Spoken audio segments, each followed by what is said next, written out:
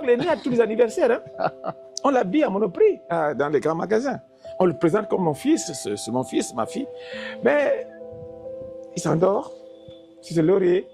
Il est choyé, c'est le fils à papa. Le quatrième là, qui souvent s'appelle si on le considère. On ne mise pas sur lui. C'est lui qui finalement, dans la difficulté existentielle, a la chance de vivre d'éclore. Ah, c'est un constat. Hein. C'est un constat. Dernière question sur cette partie. Quelles sont les leçons que tu as apprises très tôt et que tu trouves encore pertinentes aujourd'hui? Ben, tous les parents commettent la même erreur.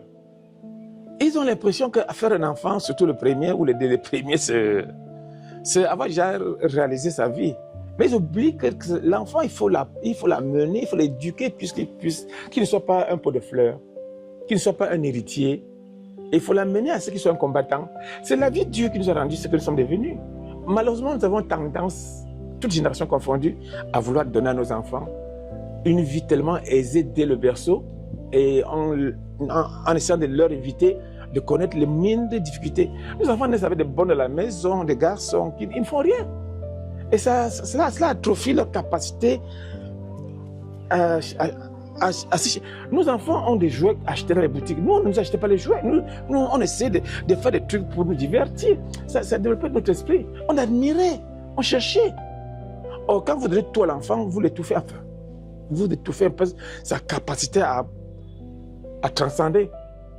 Et je me souviens dans une famille ici, assez aisée, j'ai vu un enfant qui achetait des jouets chers pour qu'on ne reconnaisse pas la famille, je ne cite pas le nom. Et il fait ce même jouet 2 mois après avec un petit gadget, l'enfant voulait le nouveau jouet. Et on l'a acheté. Alors, vous comprenez que ces enfants-là, plus tard, qu'est-ce qu'ils sont devenus? On leur a construit des maisons, des voitures. Ils sont des consommateurs. Bon, généralement, les parents doivent, un peu comme à l'Occident, fabriquer des enfants pour en faire des hommes capables de s'autosuffire, de partir de la maison, de se battre seuls. Ça, j'insiste dessus. Nous avons tendance à créer des héritiers depuis le berceau. Et parce qu'on les aime, au point où on croit qu'ils ne sont venus au monde que pour consommer la richesse que nous avons cherchée et pour laquelle on a trimé. Est-ce qu'il y a eu d'autres leçons que tu as apprises quand tu étais enfant et qui t'ont guidé tout au long de ta vie?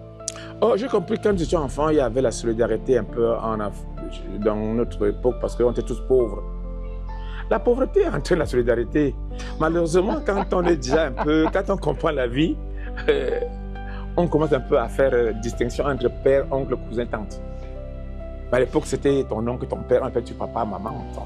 Mais maintenant, avec l'évolution, avec l'ouverture d'esprit, on distingue un peu. On distingue. On sait que celui-là, c'est quand même mon cousin, c'est pas il est comme ça. Ça, c'est mon oncle, ça, c'est mon père, ça, c'est